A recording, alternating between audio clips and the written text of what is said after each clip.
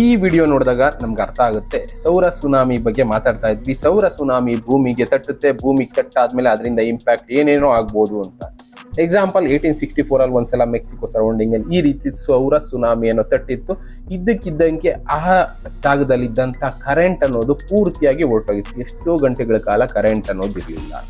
Recent ಆಗು ಒಂದು 3-4 months back ಒಂದು 2-3 ಏರಿಯಾದಲ್ಲಿ ನೆಟ್ವರ್ಕ್ ಅನ್ನೋದು ಕಂಪ್ಲೀಟ್ ಆಗಿ ಶಟ್ ಡೌನ್ ಆಗಿತ್ತು. ಯಾವುದೇ ರೀತಿ ಸಿಗ್ನಲ್ಗಳಿರಲಿಲ್ಲ. ಇದೆಲ್ಲದಕ್ಕೂ ಕಾರಣ ಸೌರ ಸುನಾಮಿ ಅನ್ನೋದು ಒಂದು ರೀಸನ್ ಇದೆ.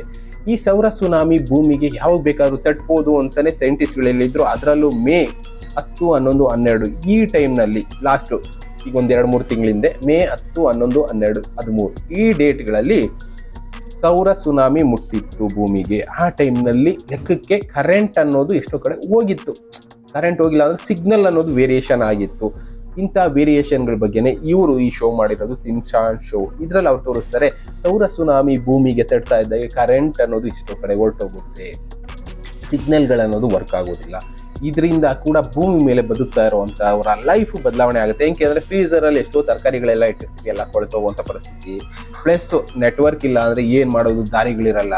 ಸಿಗ್ನಲ್ಗಳು ವರ್ಕ್ ಆಗ್ಲಿಲ್ಲ ಅಂದ್ರೆ ಯಾವ ರೀತಿ ಆಪ್ಷನ್ಗಳು, ಮೊಬೈಲ್ ಇರಲ್ಲ, ಪೆಟ್ರೋಲ್ ಹಾಕ್ಸಕ್ಕಾಗಲ್ಲ, ದುಡ್ಡಿರಲ್ಲ ಕೈಯಲ್ಲಿ, ಯಾವ ರೀತಿನೂ ಆಪ್ಷನ್ಗಳಿಲ್ಲದೆ ಇರೋ ಪರಿಸ್ಥಿತಿ ಬರ್ಬೋದು ಅಂತ ಸೌರ ಸುನಾಮಿಯಿಂದ ಸೈಂಟಿಸ್ಟ್ಗಳು ಎಚ್ಚರಿಕೆ ಕೊಟ್ಟಿದ್ರು.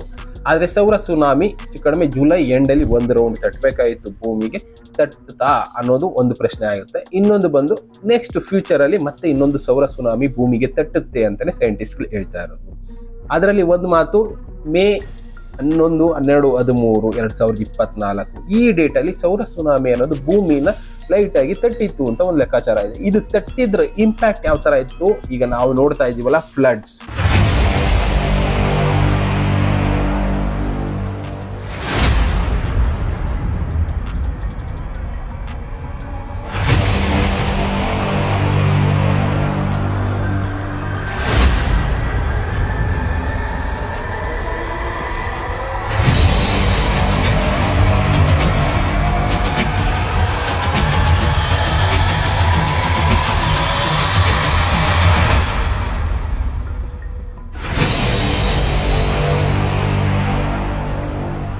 ಭೂಮಿ ಮೇಲೆ ಎಲ್ಲಾ ಜಾಗದಲ್ಲೂ ಫ್ಲಡ್ ಅನ್ನೋದು ತಾಂಡವಾಡ್ತಾ ಇದೆ. ಯಾವ ರೀತಿ ಎಲ್ಲ ಕಡೆ ಕೊಚ್ಕೊಂಡು ಹೋಯ್ತು, ಮಳೆಯಿಂದ ಎಲ್ಲ ಒದ್ದಾಡೋ ಪರಿಸ್ಥಿತಿ ಬಂತು. ಇದಕ್ಕೆಲ್ಲಾ ಕಾರಣ ಏನು ಅಂದ್ರೆ ಸೂರ್ಯ ಸುನಾಮಿ ಭೂಮಿಗೆ ತಟ್ಟಿತ್ತು ಅಂತ ಒಂದು ಲೆಕ್ಕಾಚಾರನೂ ಇದೆ. ಎಕ್ಸಾಕ್ಟ್ ಆಗಿ ಪ್ರೂಫ್ ಅಂತ ಅವ್ರು ಕೊಡೋದಕ್ಕಾಗೋದಿಲ್ಲ ಅಂತಾನೆ ಸೈಂಟಿಸ್ಟ್ಗಳು ಹೇಳೋದು.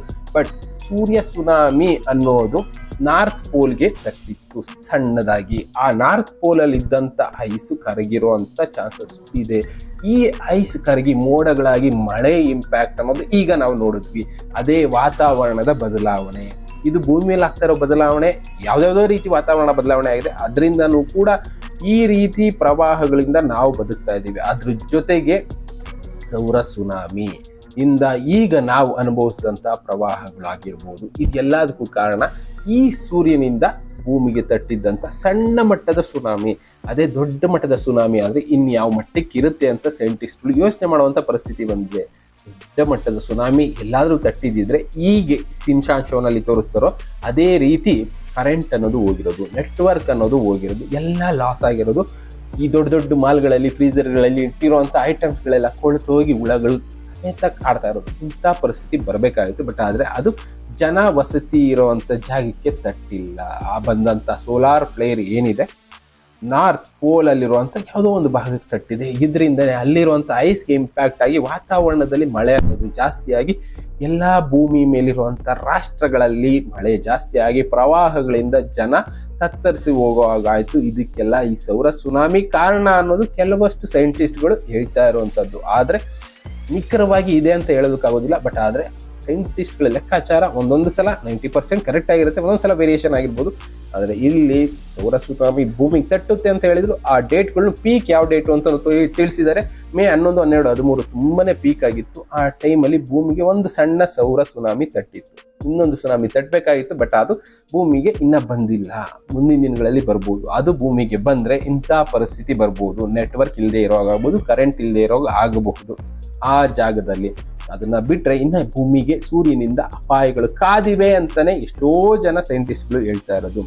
ಈಗ ನೋಡಿದೀವಿ ಒಂದು ಸಣ್ಣ ಸುನಾಮಿಯಿಂದ ಪ್ರವಾಹದಿಂದ ಜನ ಯಾವ ರೀತಿ ತತ್ತರಿಸಿ ಹೋಗ್ತಾ ಇದ್ದೀವಿ. ಮಳೆ ಆಗ್ತಾ ಇತ್ತು, ಒಂದು ಸಲ ಈ ಕಡೆ ಆಗಿರೋ, ಇನ್ನೊಂದು ಸಲ ಬೇರೆ ಬೇರೆ ಕಡೆ ಆಗಿರೋದು, ವೇರಿಯೇಷನ್ ಅನ್ನು ಇದ್ದೇ ಇರ್ತಿತ್ತು. ಆದರೆ ಈಗ ನಾವು ಕಣ್ಮುಂದೆ ನೋಡಿದ್ದು ಒಂದು ಸಣ್ಣ ಸೌರ ಸುನಾಮಿಯಿಂದ ಕರಗದಂಥ ಐಸು ಯಾವ ರೀತಿ ಇಂಪ್ಯಾಕ್ಟ್ನ ಕ್ರಿಯೇಟ್ ಮಾಡ್ತು, ಮೋಡಗಳನ್ನ ಕ್ರಿಯೇಟ್ ಮಾಡ್ತು, ಪ್ಲಸ್ ಯಾವ ಜಾಗದಲ್ಲಿ ಏನೇನು ಅನಾಹುತಗಳಾಯಿತು. ಐಸ್ ಗೆಡ್ಡೆಗಳು ಫ್ರಾನ್ಸು, ಇಟಲಿ, ಇನ್ನು ಚೈನಾದಲ್ಲಿ ಎಷ್ಟು ದಪ್ಪ ಐಸ್ ಗೆಡ್ಡೆಗಳು ಬಿದ್ವು. ಇನ್ನು ನಾವಿರೋಂಥ ಭಾರತದಲ್ಲಿ, ಕರ್ನಾಟಕದಲ್ಲಿ ಯಾವ ರೀತಿ ಮಳೆ ಅನ್ನೋದಾಯಿತು, ಕೊಚ್ಕೊಂಡು ಹೋಯ್ತು ಎಷ್ಟೋ ಜಾಗಗಳು, ನದಿಗಳು ಯಾವ ರೀತಿ ತುಂಬೋದು, ಇಂಥದ್ದನ್ನೆಲ್ಲ ಕಣ್ಮುಂದೆ ನೋಡಿದ್ದೀವಲ್ಲ. ಇದೆಲ್ಲದಕ್ಕೂ ಕಾರಣ ಸೂರ್ಯನಿಂದ ಬಂದಂಥ ಒಂದು ಸಣ್ಣ ಸುನಾಮಿ. ನಾವು ಪ್ರವಾಹ, ಪ್ರಕೃತಿ ನಮಗೆ ವಿರುದ್ಧವಾಗಿದೆ, ಪ್ರಕೃತಿ ಭೂಮಿ ಮೇಲಿರುವಂಥ ಬದಲಾವಣೆಗಳನ್ನ ಮಾಡ್ಕೊಳ್ತಾ ಇದೆ. ಆದರೆ ಅದನ್ನ ಬಿಟ್ಟು ಕೂಡ ಆಚೆಯಿಂದ ಆಗೋ ಇಂಪ್ಯಾಕ್ಟ್ಗಳಿರುತ್ತೆ. ಇದನ್ನೇ ಹೇಳಿದ್ದು ಫ್ಯೂಚರ್ ಪ್ರಿಡಿಕ್ಷನ್ ಅಂತ, ಕಾಲಜ್ಞಾನ ಅಂತ ನಾವು ಕನ್ನಡದಲ್ಲಿ ಕರೆದ್ವಿ. ಅವ್ರು ಫ್ಯೂಚರ್ ಪ್ರಿಡಿಕ್ಷನ್ ಅಂದ್ರು. ಭೂಮಿನಲ್ಲಿ ಆಗುವಂಥ ಬದಲಾವಣೆ ಒಂದು ರೀತಿ ಆದರೆ, ಭೂಮಿಯಿಂದ ಹೊರಗಡೆಯಿಂದ ಬರುವಂಥ ಬದಲಾವಣೆಗಳಿಂದ ಕೂಡ ಭೂಮಿ ಮೇಲೆ ಇಂಪ್ಯಾಕ್ಟ್ ಆಗುತ್ತೆ ಅನ್ನೋದಕ್ಕೆ ಇದು ಸಾಕ್ಷಿ. ಒಂದು ಸೂರ್ಯ ಸುನಾಮಿಯಿಂದ ಈಗ ಸಣ್ಣದಾಗಿ ಇಂಪ್ಯಾಕ್ಟ್ ಆಗಿದೆ. ಇನ್ನು ಆಸ್ಟ್ರಾಯ್ಡ್ಗಳಿಂದ ಇಂಪ್ಯಾಕ್ಟ್ ಆಗುತ್ತೆ ಅಂದರೆ ಅಂಥದ್ದನ್ನು ನೋಡಬೇಕು, ಏನೇನಾಗುತ್ತೋ ಗೊತ್ತಿಲ್ಲ. ಬಟ್ ಆದರೆ ಬದಲಾವಣೆಗಳು ಮಾತ್ರ ಆಗ್ತಾ ಇರತ್ತೆ. ಎಲ್ಲದಕ್ಕೂ ರೆಡಿಯಾಗಿರಿ ಅಂತ ಒಂದು ಸಣ್ಣ ಎಚ್ಚರಿಕೆ ಗಂಟೆಯನ್ನು ನಮಗೆ ನೇಚರ್ ಆಗ್ಬೋದು, ಇನ್ನೊಂದಾಗ್ಬೋದು, ಒಂದು ಅಶರೀರವಾಣಿ ಅಂತಾರಲ್ಲ ಆ ರೀತಿ ತಿಳಿಸೋ ಕೆಲಸ ಮಾಡಿದ್ದು. ಸಣ್ಣ ಎಚ್ಚರಿಕೆ ಗಂಟೆ ಕೊಟ್ಟಿದೆ. ಈಗಲಾದ್ರೂ ಜನ ಎಚ್ಚೆತ್ಕೊಳ್ಬೇಕು, ಬದುಕೋ ದಾರಿಗಳನ್ನ ಕಂಡ್ಕೋಬೇಕು. ಈಗಲೂ ಕಂಡ್ಕೊಂಡಿಲ್ಲ ಅಂದರೆ ನಿಮ್ಮ ಕರ್ಮ ಅನುಭವಿಸಿ ಅಂತ ಎಲ್ಲರೂ ಕೈ ಬಿಡುವಂಥ ಕಾಲ ಬರುತ್ತೆ. ಸದ್ಯಕ್ಕೆ ಒಂದೊಂದೇ ಎಚ್ಚರಿಕೆ ಗಂಟೆಗಳನ್ನ ನಮಗೂ ತೋರಿಸುವಂಥ ಕೆಲಸಗಳು ಎಷ್ಟೋ ಜನ ಮಾಡ್ತಾ ಇದ್ದಾರೆ. ಸೈಂಟಿಸ್ಟ್ಗಳು ಎಚ್ಚರಿಸ್ತಾ ಇದ್ದಾರೆ, ಜೊತೆಗೆ ಪ್ರಕೃತಿನೂ ಎಚ್ಚರಿಸ್ತಾ ಇದೆ. ಎಚ್ಚೆತ್ಕೊಳ್ಳೋ ಕೆಲಸ ನಾವು ಮಾಡೋಣ. ಆದಷ್ಟು ಯಾವ ದಾರಿನಲ್ಲಿ ಹೋಗ್ಬೇಕು ಅಂತ ಚೂಸ್ ಮಾಡಿಕೊಂಡು ಆ ದಾರಿ ಹಿಡಿಯುವಂಥ ಕೆಲಸ ಮಾಡೋಣ. ಯಾವುದು ದಾರಿ ಸಿಗಲಿಲ್ಲ ಅಂದರೆ ಆಪ್ಷನ್ ಇಲ್ಲ, ನೇಚರ್ ಜೊತೆ ಹೋಗುವಂಥ ಕೆಲಸ ಮಾಡಬೇಕಾಗತ್ತೆ. ಇನ್ನು ಇದೇ ರೀತಿ ಎಷ್ಟೋ ವಿಷಯಗಳು ನಮ್ಮ ಸುತ್ತಮುತ್ತ ನಡೀತಾ ಇದೆ. ಅಂಥ ವಿಷಯಗಳನ್ನ ನಮಗೂ ತಿಳಿಸೋರಿದ್ದಾರೆ, ತಿಳಿಸ್ತಾ ಇದ್ದಾರೆ, ವಾಟ್ಸಪ್ ಮೂಲಕ ಕಳಿಸ್ತಾ ಇದ್ದಾರೆ. ಅಂಥ ವಿಷಯಗಳನ್ನ ನಾನು ನಿಮಗೆ ತಿಳಿಸ್ಕೊಡುವಂಥ ಕೆಲಸ ಮಾಡ್ತಾ ಇರ್ತೀನಿ. Thank you. ಮತ್ತೆ ಸಿಗ್ತೀನಿ. Good bye.